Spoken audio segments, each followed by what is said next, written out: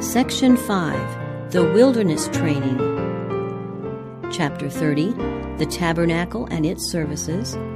This chapter is based on Exodus 25 to 40 and Leviticus 4 and chapter 16. The command was communicated to Moses while in the mount with God, "Let them make me a sanctuary, that I may dwell among them." And full directions were given for the construction of the tabernacle. By their apostasy, the Israelites forfeited the blessings of the divine presence, and for the time rendered impossible the erection of a sanctuary for God among them. But after they were again taken into favor with heaven, the great leader proceeded to execute the divine command. Chosen men were especially endowed by God with skill and wisdom for the construction of the sacred building. God himself gave to Moses the plan of that structure, with particular directions as to its size and form, the materials to be employed, and every article of furniture which it was to contain.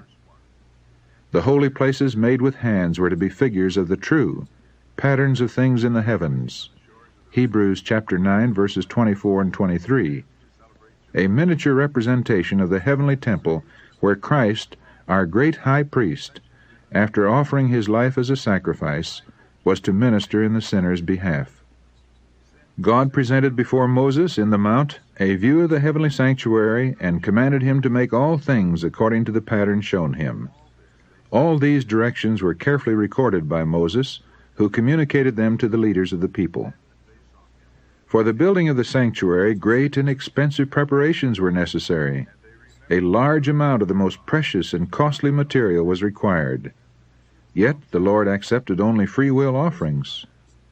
"Of every man that giveth it willingly with his heart, ye shall take my offering," was the divine command repeated by Moses to the congregation.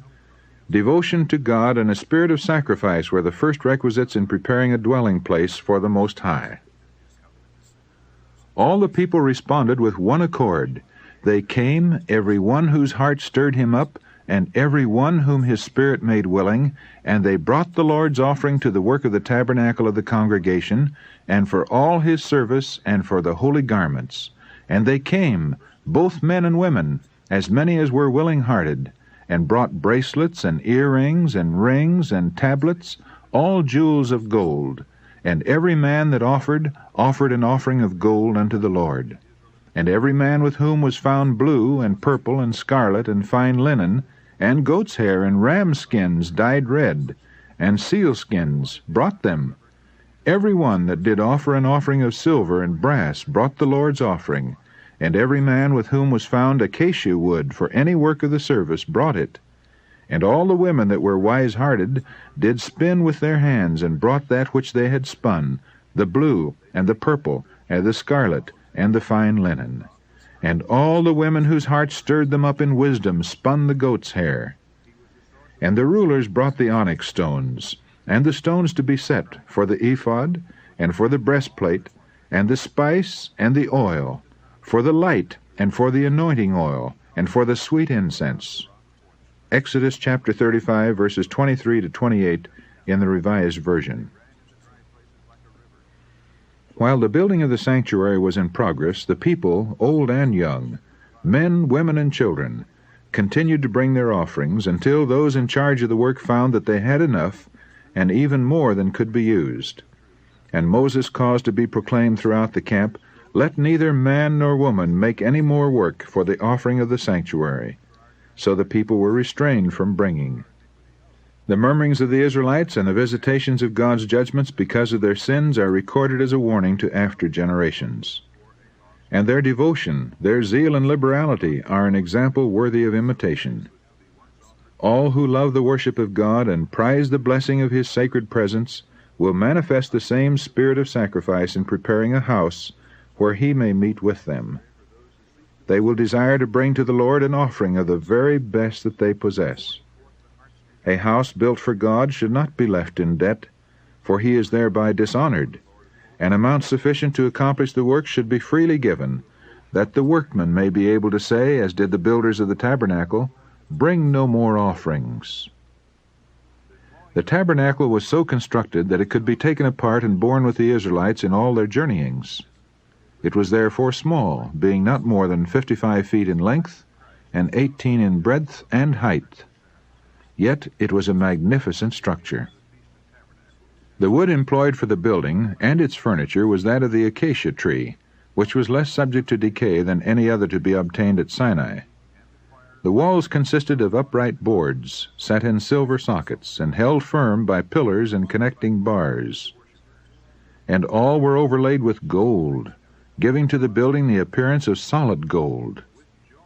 The roof was formed of 4 sets of curtains, the innermost of fine twined linen, and blue and purple and scarlet, with cherubim of cunning work.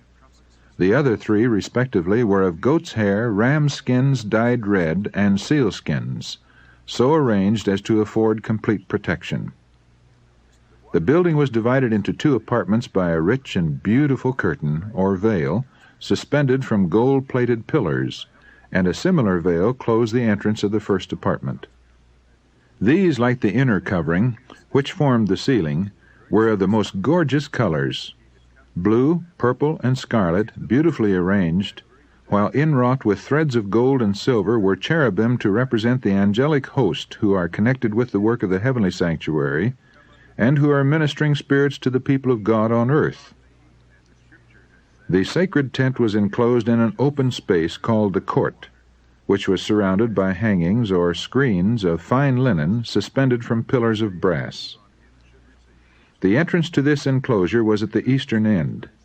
It was closed by curtains of costly material and beautiful workmanship, though inferior to those of the sanctuary.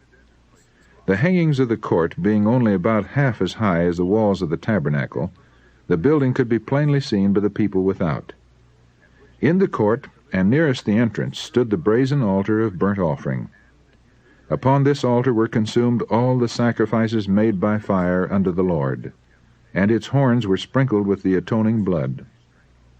Between the altar and the door of the tabernacle was the laver, which was also of brass, made from the mirrors that had been the free will offering of the women of Israel.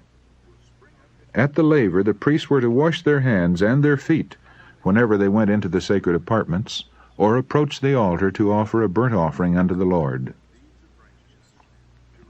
In the first apartment or holy place were the table of showbread, the candlestick or lampstand, and the altar of incense. The table of showbread stood on the north. With its ornamental crown it was overlaid with pure gold. On this table the priests were each Sabbath to place 12 cakes, arranged in 2 piles, and sprinkled with frankincense. The loaves that were removed, being accounted holy, were to be eaten by the priests. On the south was a 7-branched candlestick, with its 7 lamps. Its branches were ornamented with exquisitely wrought flowers, resembling lilies, and the whole was made from one solid piece of gold.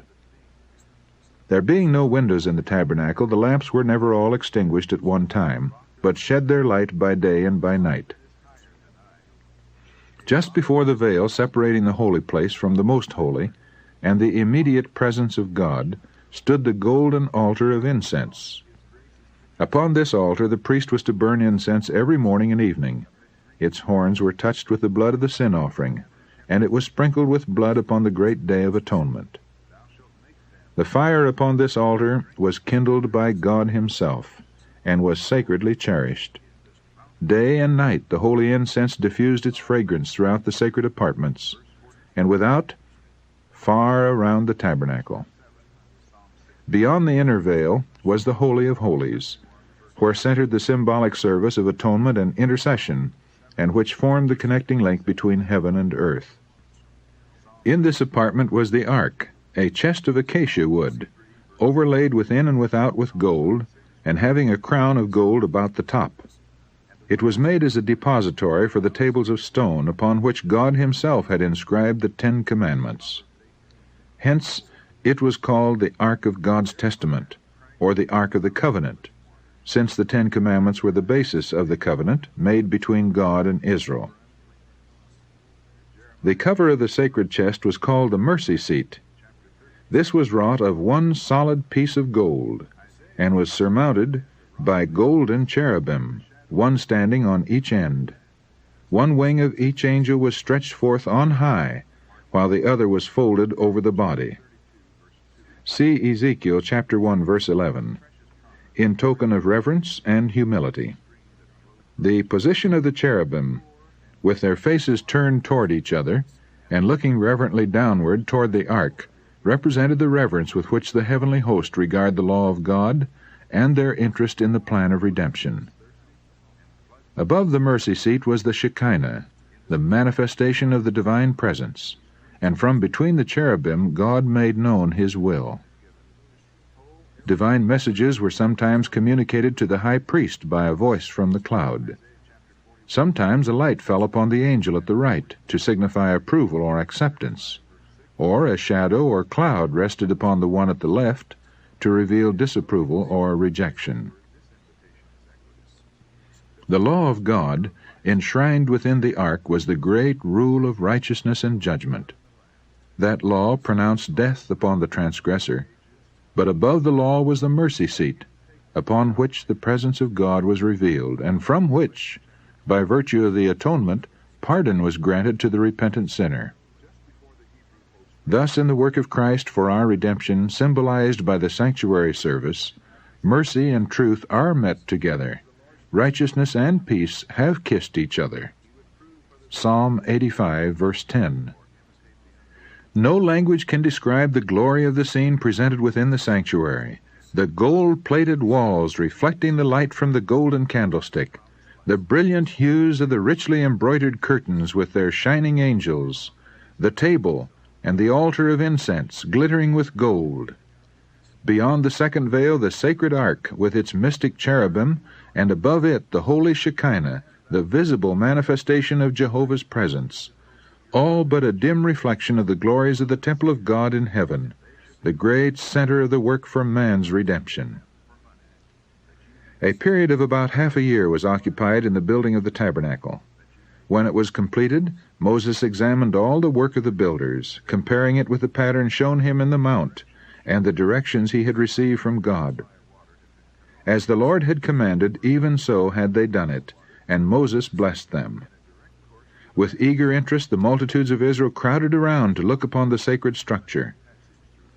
While they were contemplating the scene with reverent satisfaction, the pillar of cloud floated over the sanctuary, and, descending, enveloped it, and the glory of the Lord filled the tabernacle. There was a revealing of the divine majesty, and for a time even Moses could not enter. With deep emotion the people beheld the token that the work of their hands was accepted. There were no loud demonstrations of rejoicing. A solemn awe rested upon all, but the gladness of their heart welled up in tears of joy, and they murmured low, earnest words of gratitude that God had condescended to abide with them.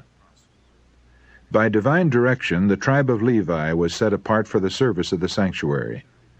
In the earliest times, every man was a priest of his own household. In the days of Abraham, the priesthood was regarded as a birthright of the eldest son. Now, instead of the firstborn of all Israel, the Lord accepted the tribe of Levi for the work of the sanctuary. By this signal honor he manifested his approval of their fidelity, both in adhering to his service and in executing his judgments when Israel apostatized in the worship of the golden calf. The priesthood, however, was restricted to the family of Aaron. Aaron and his sons alone were permitted to minister before the Lord. The rest of the tribe were entrusted with the charge of the tabernacle and its furniture, and they were to attend upon the priests in their ministration, but they were not to sacrifice, to burn incense, or to see the holy things till they were covered. In accordance with their office, a special dress was appointed for the priests. "Thou shalt make holy garments for Aaron thy brother, for glory and for beauty," was the divine direction to Moses. The robe of the common priest was of white linen and woven in one piece. It extended nearly to the feet, and was confined about the waist by a white linen girdle embroidered in blue, purple, and red. A linen turban or mitre completed his outer costume. Moses at the burning bush was directed to put off his sandals, for the ground whereon he stood was holy, so the priests were not to enter the sanctuary with shoes upon their feet. Particles of dust cleaving to them would desecrate the holy place. They were to leave their shoes in the court before entering the sanctuary, and also to wash both their hands and their feet before ministering in the tabernacle or at the altar of burnt offering. Thus was constantly taught the lesson that all defilement must be put away from those who would approach into the presence of God. The garments of the high priest were of costly material and beautiful workmanship, befitting his exalted station. In addition to the linen dress of the common priest, he wore a robe of blue, also woven in one piece. Around the skirt it was ornamented with golden bells and pomegranates of blue, purple, and scarlet. Outside of this was the ephod, a short garment of gold, blue, purple, scarlet, and white.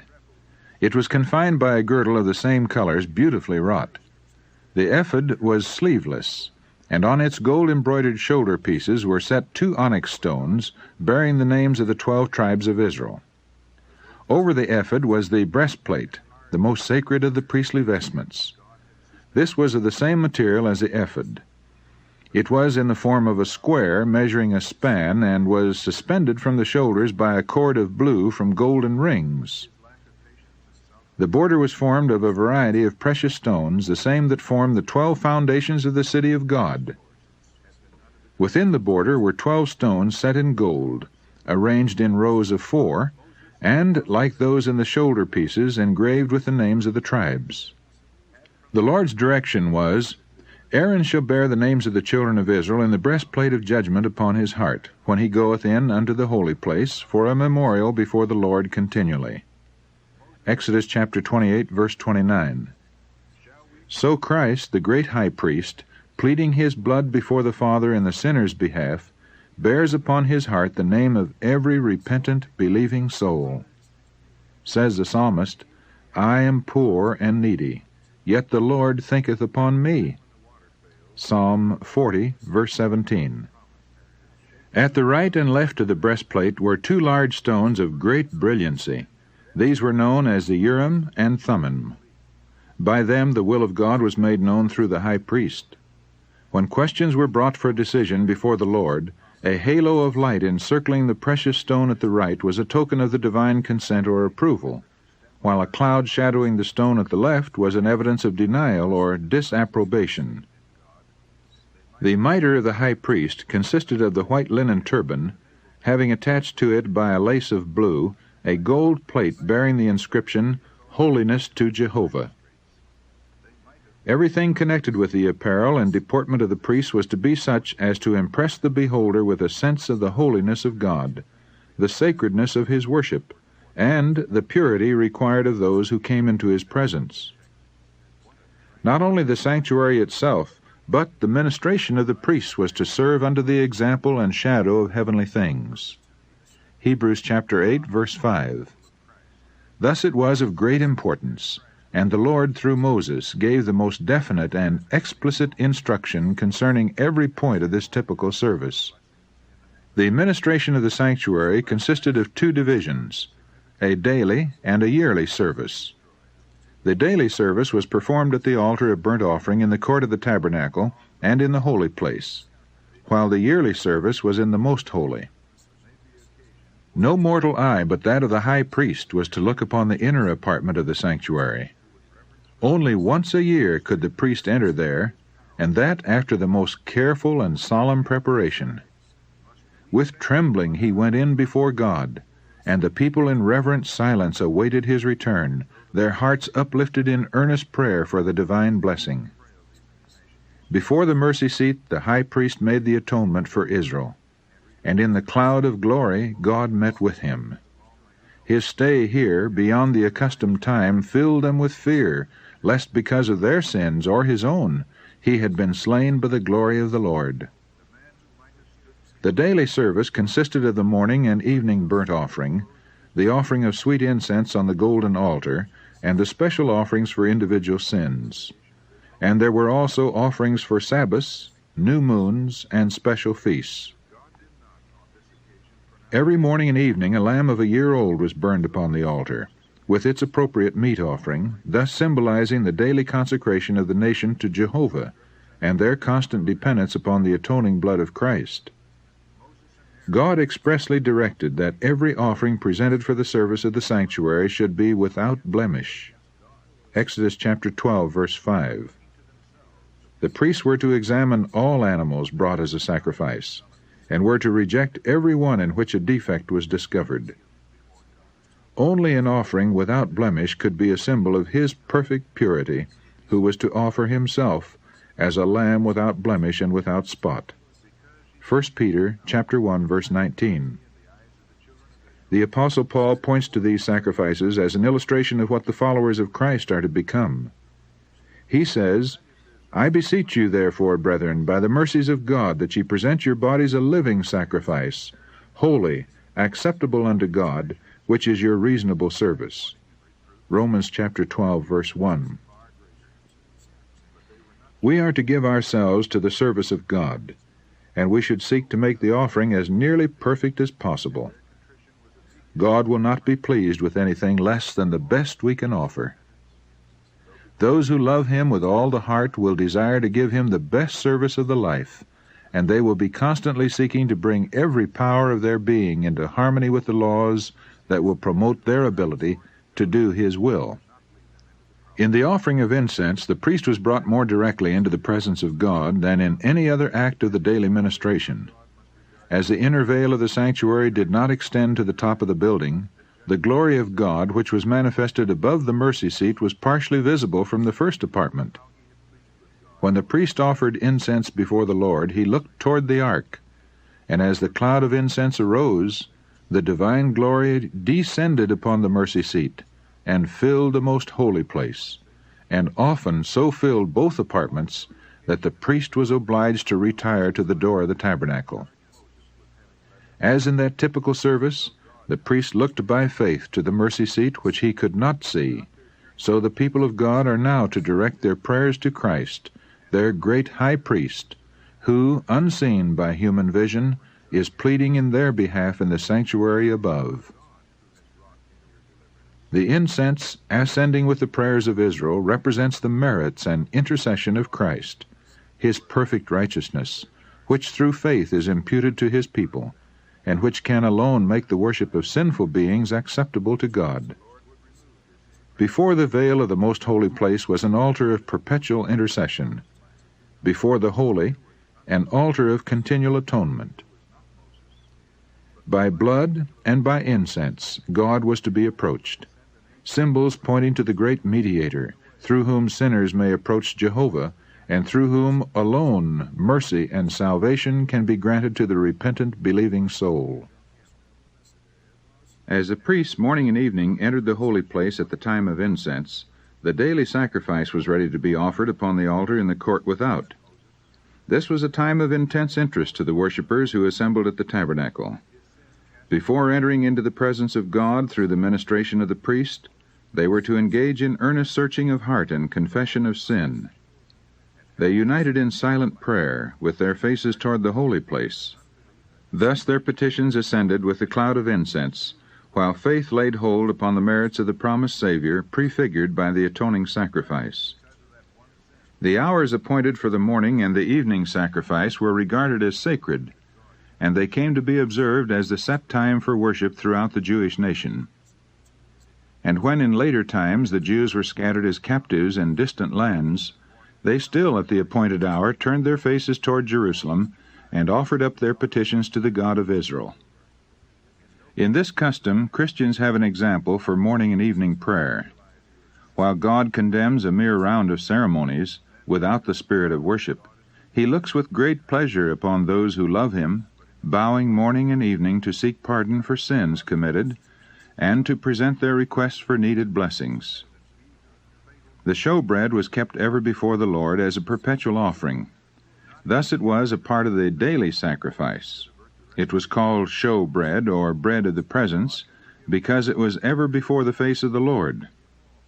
It was an acknowledgment of man's dependence upon God for both temporal and spiritual food, and that it is received only through the mediation of Christ. God had fed Israel in the wilderness with bread from heaven, and they were still dependent upon His bounty, both for temporal food and spiritual blessings. Both the manna and the showbread pointed to Christ, the living bread, who is ever in the presence of God for us. He himself said, "I am the living bread which came down from heaven." John chapter 6, verses 48 to 51. Frankincense was placed upon the loaves. When the bread was removed every Sabbath to be replaced by fresh loaves, the frankincense was burned upon the altar as a memorial before God.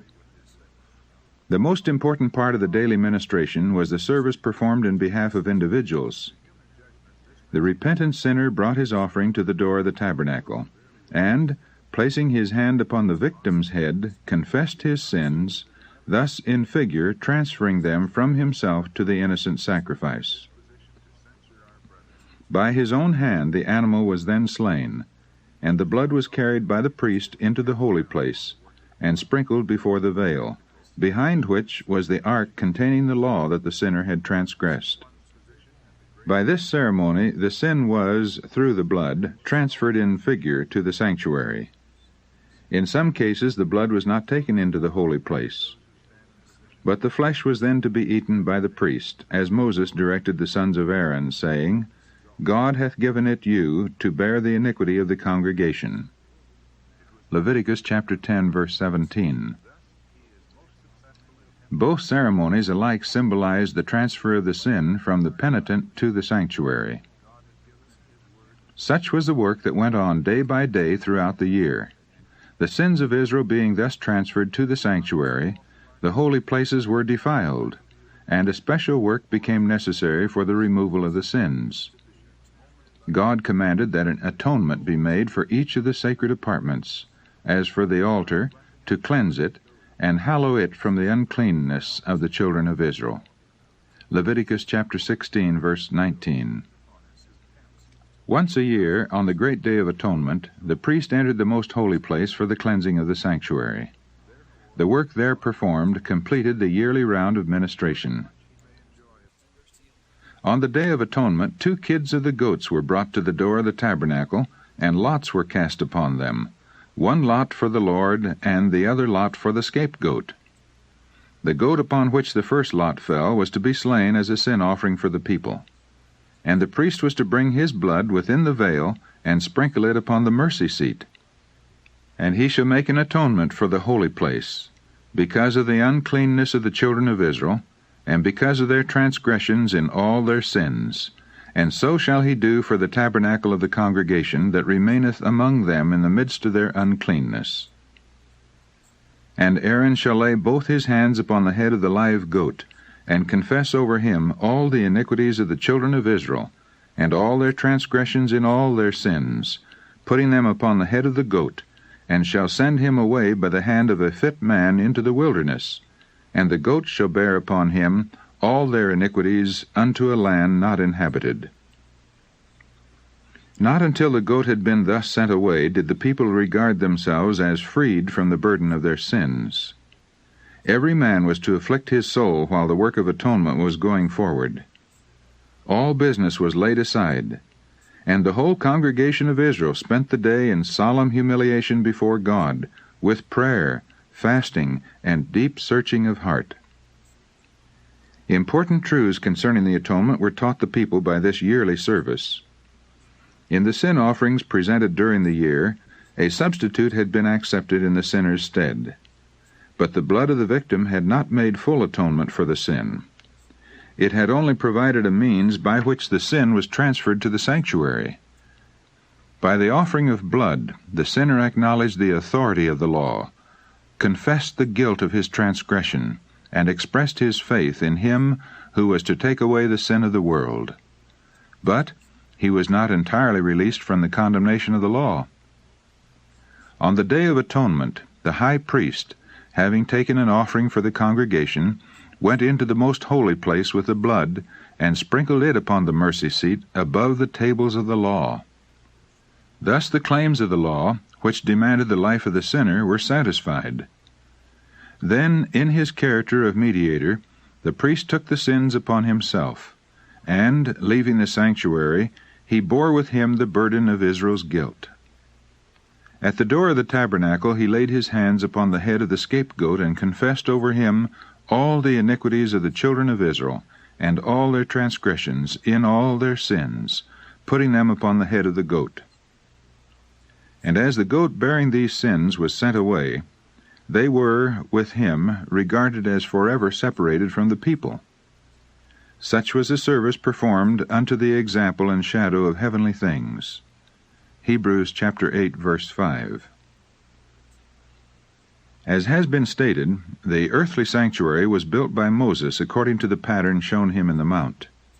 It was a figure for the time then present, in which were offered both gifts and sacrifices. Its 2 holy places were patterns of things in the heavens. Christ, our great high priest, is a minister of the sanctuary, and of the true tabernacle which the Lord pitched and not man.